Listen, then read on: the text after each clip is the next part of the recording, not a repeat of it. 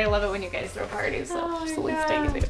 Oh my goodness. Oh gosh, I should check on the girls. What time is it? Oh yeah, I should probably get going. Do you need Dave to give you a ride? It's not a problem. Oh, What's wrong with you her? don't have to. What's wrong with your car?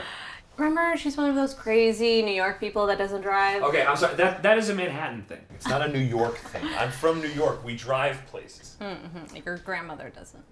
Hilarious all around, and the way the ball never stops rolling, it will keep literally any audience at the end of their seat waiting to see what happens next.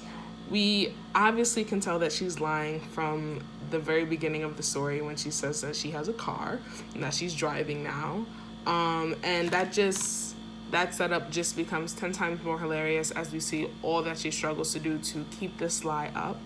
Her waiting for the Uber and then getting caught. Her lying and saying that it's her car when it's actually her friend's car is completely hilarious and completely genius. When the dog comes after her, you're like so worried for her, but it's still also so funny, so it's kind of hard to be worried for her. When her Uber driver leaves her is also hilarious, and the ending is just like the biggest hurrah, and it is genius and unique and all hilarious at the same time. Oh my god, this was so funny.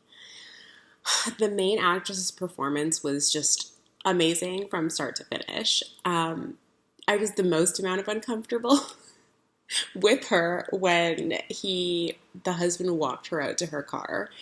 That was obviously not there, and it was just so awkward, and then she just kept talking, and it was so cringy, and I felt it in my body. And then just the series of unfortunate events that kept unfolding and happening to her, all because she just wanted to save face, that she didn't drive.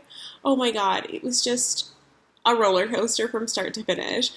And I really, there was so many perfect comedic elements all the way through, whether it was just verbal, facial, physical, all of it was just so good. If I only had to say one thing about this film, it was that the dialogue was just really good. Just so strong, so believable, absolutely well written, just little nuanced things they kept layering in, and it just kept adding up. And beyond that, I think the acting, the folks that pulled this off on screen, hats off to them, because it was just all so compelling. I was just definitely, I had this permanent smile, literally from one line to the next, because it just kept coming. It was just thoroughly entertaining, really funny stuff. It's a short film that examines the perils of not being honest with your friends. In the case of this short film, we see that in the context of not admitting that you are not someone who drives. And it has a great balance throughout in the comedy of being both situational as well as comedy that is invoked through the dialogue.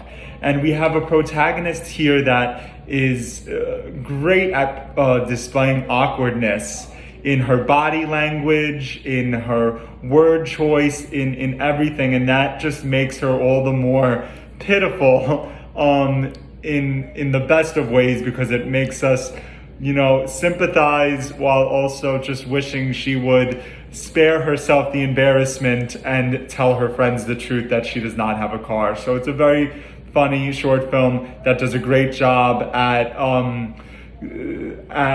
securing the moral truth that the honesty is always the best policy, lest you be stuck sleeping on the ground in front of your friend's house. It's a fun little comedy. It borders on absurd.